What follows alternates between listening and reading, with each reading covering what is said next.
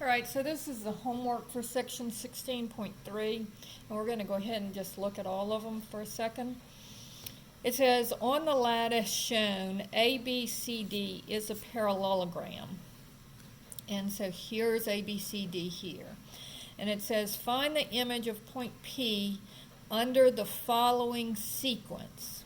So first a half turn around point A, then a half turn around point B, then a half turn around point C, then a half turn around point D.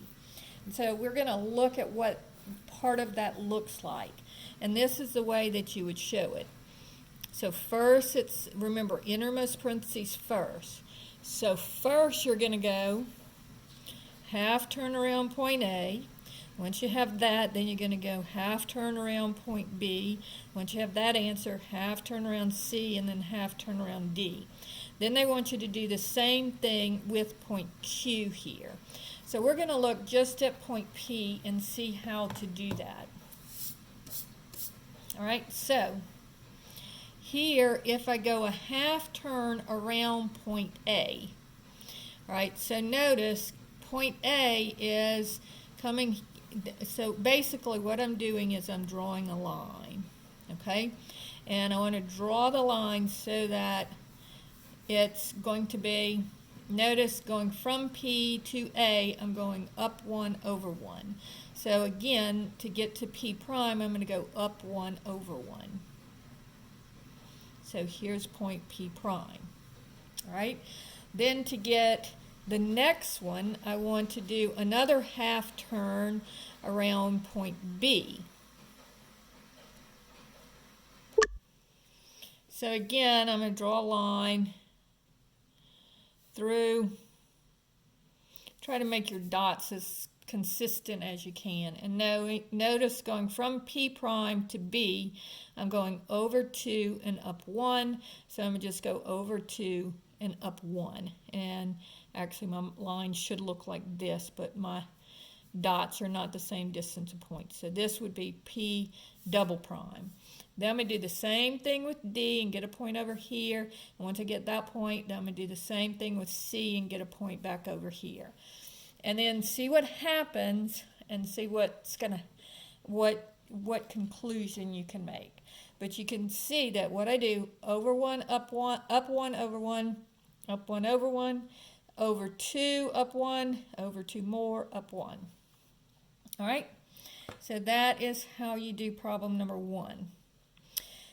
Now, problem number 3 says, show how the combination of rotating this triangle about B 90 degrees. So if it comes about B 90 degrees, look what's going to happen. So B is going to stay the same. This is going to come down here. And then C is going to come down here. So basically it's going to look like that.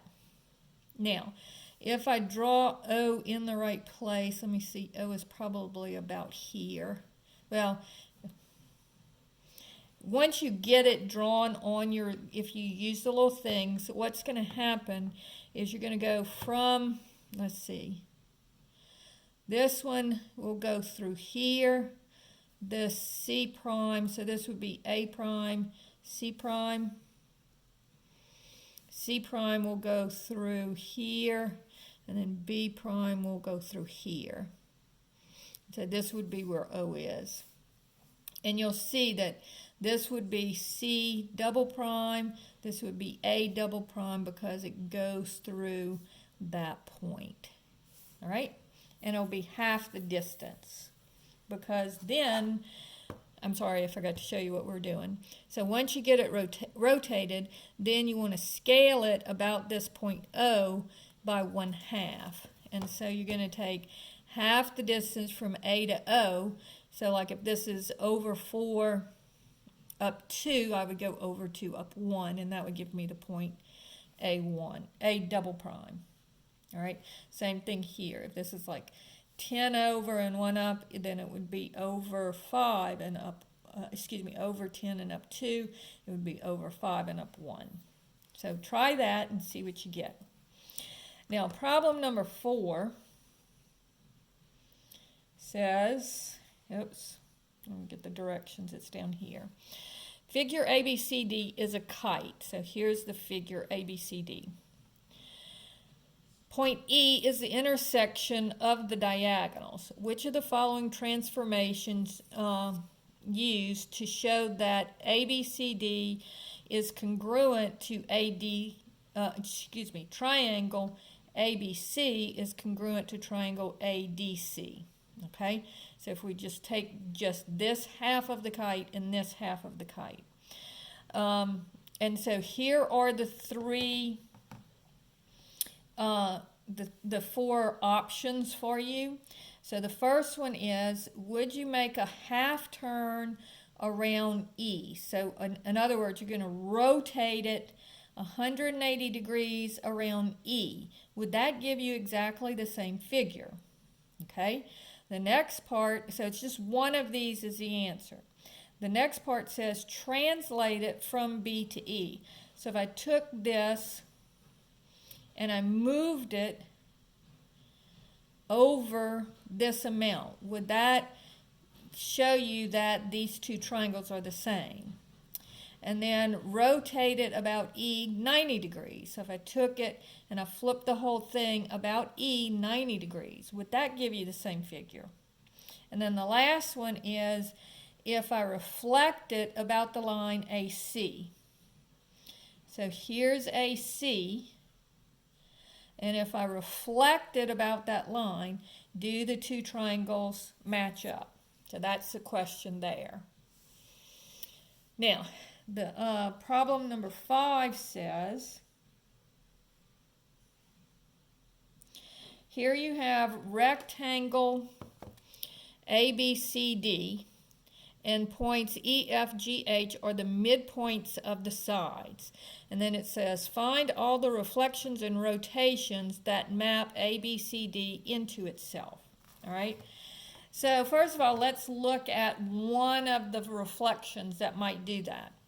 So if I take it and I reflect each of these points about this line EF, would that make the same rectangle? So in other words, A would come over here because these 2 lines are the same, right? These 2, this is the midpoint of AB. And so if I reflect it about the line FH, then A becomes B, B becomes A, D becomes C, and C becomes D. But would it be the same rectangle? Yes, it would, because it would look just like it does now. It would just be that the points would be different. All right? So think about the reflections you could do. Now notice, if I reflected about the line AD, then A would stay where it is, but B would come over here. Would that be exactly the same rectangle? No, it would be way over here. All right? So that one would not be 1. All right? So now let's look at a rotation.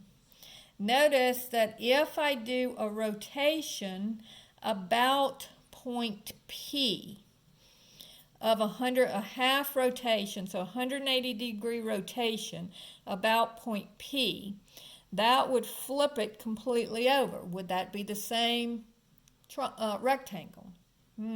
Okay. And then what if I flipped it 90 degrees about point P?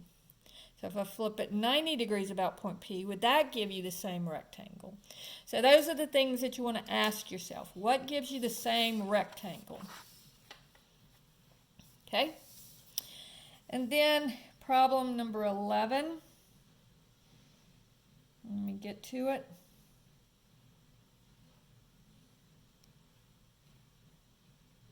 I'm sorry. Problem number 9. I forgot to do number 9. Oh, I'm sorry. This is not 11. This is 9. Problem number 9. And then this one is 11. I don't know why I wrote 11 and 12. So problem number 9 says, show that the diagonal AC divides ABC into 2 congruent triangles using the transformation definition of congruence. So in other words, I want to show that this triangle is going to be the same as this triangle, okay? So then it says, hint, use a half turn. So notice, if I do a half turn about point C, then what would happen? Well, this D would come around all the way over here, right? And then figure out where A and B would go. And then if I translate it up and over, see if you get the same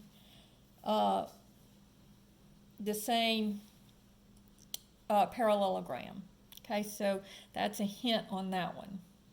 And then problem number 11 says, suppose that point B is equidistant from point A and C. Show that B is the perpendicular bisector of AC. Then it says, hint, let P be a point on AC so that PB is the bisector of angle ABC.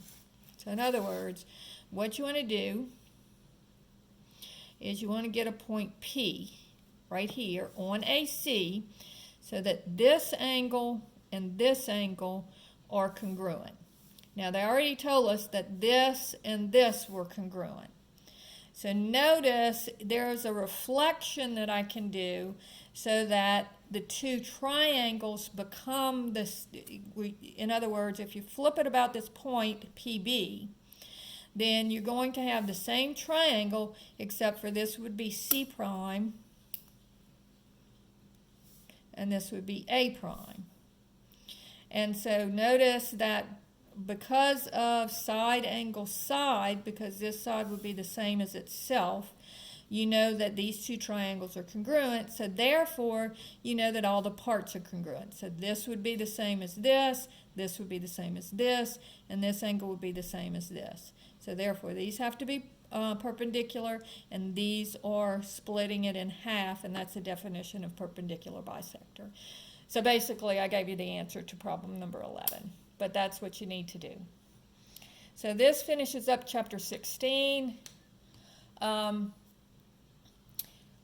We are going to go ahead and start probability and statistics in the next talk.